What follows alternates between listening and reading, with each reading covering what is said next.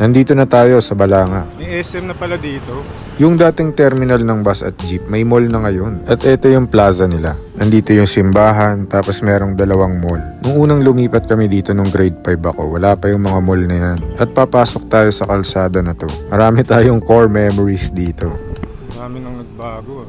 Ito yung dating bahay ng isa kong classmate. Dito kami nakikikain ng tanghalian. Tapos ito, computer shop yan dati. Dito kami naglalaro ng Counter-Strike at Ragnarok. Tapos yung katabi niya, inuman to dati. Hindi ako nakapasok pero parang tugs-tugs area ata yan. Tapos dito ako bumili ng kauna-unahan kong Tamiya. Dati nag-jeep ako pag pupunta ako dito sa Balanga. Pero ngayon nakabike na lang. Patunay na pahirap ng pahirap ang buhay at wala tayong pera. At bago umuwi, dito tayo dumaan para mawasak na tong pangit na bike na may pangit na wheelset.